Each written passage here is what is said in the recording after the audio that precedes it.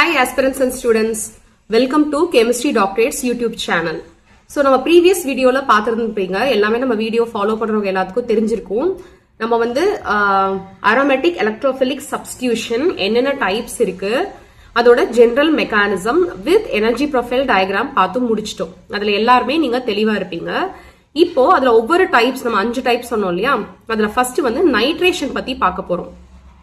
ஏன் நம்ம செப்பரேட்டா பார்க்க போறோம் அப்படின்னா, இப்ப நைட்ரேஷனோட எலக்ட்ரோஃபைல் என்ன அப்படின்னு நம்மளுக்கு எம்சிக்யூல கேட்பாங்க. அது மாதிரி what is the reagents used for nitration இப்படிலாம் கேட்டாங்க அப்படின்னா நீங்க வந்து இந்த வீடியோ பார்த்தா நீங்க அழகா தனித்தனியா எழுதி வச்சுக்கலாம். சோ ஃபர்ஸ்ட் பாருங்க, ஒரு பென்சீன் இருக்கு. இது வந்து ஒரு ஜெனரல் மெக்கானிசம்.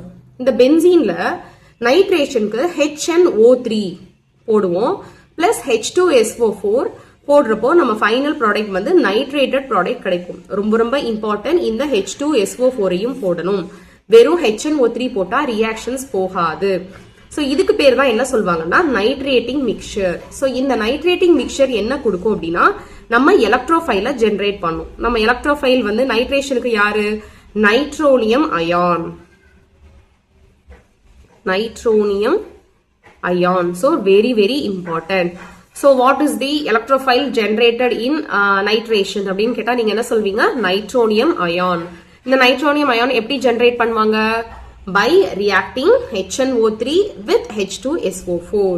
ஓகேங்களா? இப்போ எப்பயுமே நம்ம என்ன சொல்லியிருக்கோம்? first step will be formation of electrophile. எப்படி electrophile ஃபார்ம் ஆகுது? நம்ம நைட்ரேட்டிங் மிக்சர் எடுத்துக்கிறோம். அதாவது நைட்ரிக் ஆசிட். HNO3 னா என்ன? நம்ம nitric acid plus H2SO4 sulphuric acid ரெண்டையும் போடுறப்ப இந்த HNO3 ல இருந்து NO2 பிளஸ் மட்டும் தனியா போயிரும். அதுக்கப்புறம் H3O பிளஸ் அப்புறம் HSO4 மைனஸ் இப்படி நம்மளுக்கு ஸ்பிளிட் ஆகுது. இதுதான் எலக்ட்ரோஃபைல். பாத்தீங்களா? இதை நம்ம வந்து இன்னும் உங்களுக்கு ஈஸியா இருக்கணுங்கிறதுக்காண்டி எலாபரேட் பண்ணி எழுதியிருக்கோம். இப்ப என்ன ஆகும்னா இதுல இருக்க ஒரு H பிளஸ் இதுல போய் சேர்ந்துட்டு OH2 அப்படின்னு இருக்கும். இப்ப இதுல இருந்து வாட்டர் ரிமூவ் ஆனதுக்கு அப்புறம் NO2 பிளஸ் அப்படின்னு இருக்கும். ஓகேங்களா? சோ எவ்வளவு ஈஸி. நைட்ரோனியம் அயான் வந்து எப்படி ஃபார்ம் ஆகுது?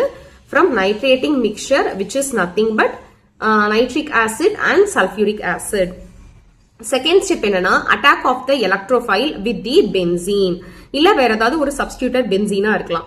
என்ன பண்ணுவோம்? எப்பயுமே ஆரோமார்க் வந்து எலக்ட்ரான் ரிச்ல இருந்து தான் எலக்ட்ரான் டிஃபிஷியன்ட்க்கு போகணும். சோ இந்த பென்சீன் வந்து NO2 பிளஸ் வந்து அட்டாக் பண்ணுது. அப்ப நம்ம 3 ரெசனன்ஸ் ஸ்ட்ரக்சர்ஸ் கிடைக்கும்னு சொல்லியிருந்தோமா? இப்ப இதவே நம்ம எழுதலாம் பாருங்க. இப்ப ஃபர்ஸ்ட் என்ன ஆகுது? இந்த இடத்துல ஒரு Hம் NO2வும் சேர்ந்துட்டு இங்க பாசிட்டிவ் சார்ஜ் வருது. இப்ப அடுத்த ரெசனன்ஸ் ஸ்ட்ரக்சர் என்னவா இருக்கும் சொல்லுங்க? சோ இங்க பாசிட்டிவ், இங்க பாசிட்டிவ், இங்க H, இங்க NO2. அதுக்கப்புறம் இங்க இந்த பாண்ட் வந்து மூவ் ஆயிட்டு இங்க என்ன நடக்குது? இங்க ஒரு பாசிட்டிவ், இங்க வந்து H, இங்க NO2. சோ ரெசனேட்டிங் ஸ்ட்ரக்சர்ஸ் நீங்களே எழுதலாம். அப்போ what is the final step? Final step is the removal of இந்த ஹைட்ரைட் அயான். நம்ம இந்த ஹைட்ரைட் அயான் இருக்கு இல்லையா, இது வெளியே போயிட்டு இந்த டபுள் பாண்டை உள்ள கொடுத்துட்டு போகும். அப்ப பாசிட்டிவ் சார்ஜ் நியூட்ரலைஸ் ஆகி ஃபைனலா நைட்ரேட்டட் ப்ராடக்ட். ஃபைனலி என்னது? நைட்ரோ சப்ஸ்டிடியூட்டட் பென்சீன் கிடைச்சிடுச்சு. ஓகேங்களா? So this is nothing but nitration. இந்த நைட்ரேஷன் எதுக்கு கீழே வரும்? எலக்ட்ரோஃபிலிக் அரோமேட்டிக் சப்ஸ்டிடியூஷன் கீழே வருது. What is the electrophile generated? Nitronium ion. ஓகேங்களா? எங்க இருந்து கிடைக்கும் அப்படின்னா இந்த நைட்ரேட்டிங் மிக்சர்ல இருந்து கிடைக்குது.